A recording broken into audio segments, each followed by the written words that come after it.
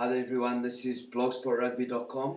I'm Adrian Myberg. This is David Dooley, who's been authoring the posts at the moment and doing a good job at that by the comments and feedback that you guys have given us that we really appreciate. So thank you very much for all of that. And if you guys have any comments on this, it is our first one, the pilot. So let us know what you think, and if you have feedback, constructive criticism for us, please do let us know. You can do that in the comments down below there.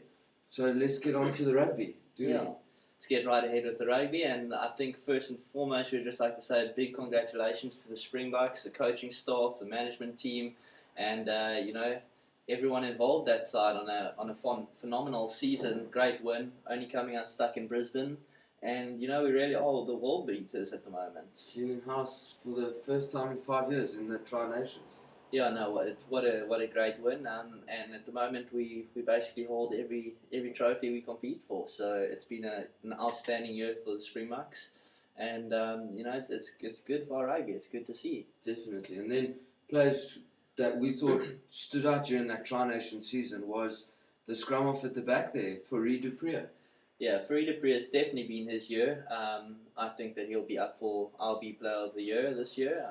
I don't see anyone else taking the award. No Dan Carter. No Dan Carter. Coming back from injury, hasn't quite been himself. And Fourie just is at the moment the best rugby player in the world. He's a full package. His kicking's great. He takes all the pressure off the fly off. His tackling game's great. His running. He's a rugby brain. And, he really does control his forwards, and he commands a backline. So he is the full package, the best rugby player in the world at the moment. Fourie du Preez for the win. And another spot another thing that we wanted to highlight was a couple of the positions that have been up for grabs during this Tri-Nations. And the first one was Brosseau coming in when Skalkberger got that ban. That's a whole nother talking point in its own. Yeah. But that gave Brosseau the chance to come in and wear that green and gold, and he's not going to take it off, I don't think.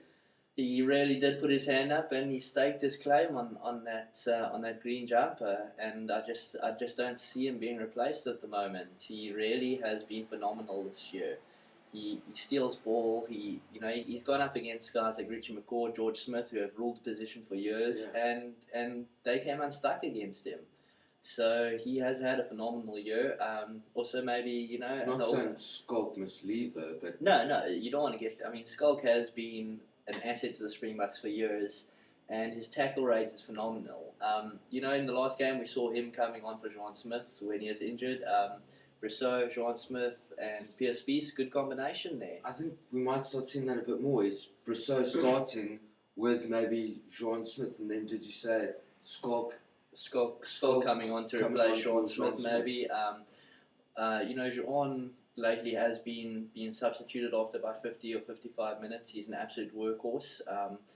I definitely think that there's still place for him in the team because he has given so much to the Springboks. He does bring in a line-out option.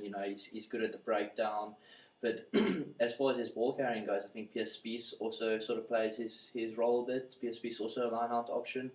And Skalk's tackle rate and Brosseau's ball stealing just brings that whole other dimension to the team. So it was a good combination as well. But look out for all four of those guys within the squad, and it's definitely a good thing for SA Rugby. Yeah, having so many players who can actually play for one spot it's definitely healthy. Awesome. Definitely healthy within the team environment. And then also taking a look at the fly-off position in that Springbok squad, and with Rowan Pienaar being a little bit shaky at the end of the British and Irish lines coming into the Tri-Nations, Morné Steyn was put in there to start, and the guy can't seem to do wrong. Can't seem to do much wrong. For me, his defence is a little bit weak. He's been missing. We always argue about this. He's been missing about 3 or 4 tackles a game. And the fly-off channel is just not good enough for me. But other than that, he has played well. He basically, beat the All Blacks single-handedly. He's been setting records left, right, and centre. His ball distribution's good. I feel that Rowan Pienaar definitely gets a backline away a little bit better. He's a more creative player. He's in the mould of Stephen Larkham kind of player. And I mean, there's no doubt he is a confidence player. So when he does miss that first kick or something, you can see his body language changes a bit. It does sort of get to him. You can see it on his face. Maybe he needs to spend a bit more time with Percy. Percy's got Franz Stein's radar fixed. So, if Rowan can spend a bit more time with him, maybe he can get that confidence up. And it's also another very healthy competition. He's still young as well, which I think works for him in his favour, of course. Yeah. That he's got the years ahead of him, and he definitely also. They must stop using him as a utility player. I think. I think he plays better when he does specialise in one position, and even if that means he's going to be playing off the bench, rather leave him on the bench then and bring him on at number 10 and only at number 10. So, that's the issue we have there. He's not going to take the scrum off spot. Yeah, I mean, I think that he's always going to play second fiddle to Free Dupree at the moment. So, yeah, that's that. And then also another point that we wanted to discuss was the substitutions. During Tri Nations, David gets his goats up. He doesn't understand why. Is that the right thing? He gets There's been a few baffling decisions there. The first one being AD Jacobs coming on for Brian Abana playing in the back three.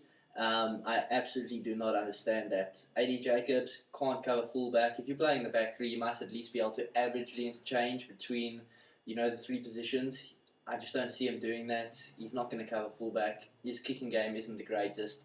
I mean, we saw him almost give Giteau that try right there. If I was Jock Fourie, I would have given him a little slap.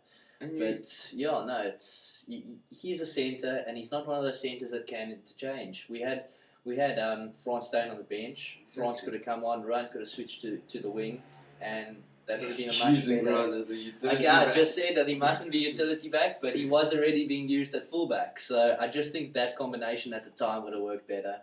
Definitely. I said definitely again. And then another substitution that we wanted to look at was Andries Becker, who came on for Bucky's Buerta, the enforcer. Yeah, that's another thing that baffles me a bit. Andries is in the mould of a Victor Matfield, line-out specialist type guy. He's one of the tallest, if not the tallest player in world rugby at the moment.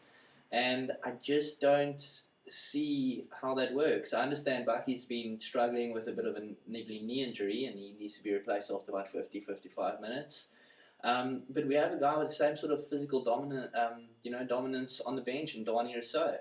If Bucky's going off, we need that physical presence. Put Dani Rousseau on. Yeah. If Victor does need to leave the field, that's where Andries needs to come in.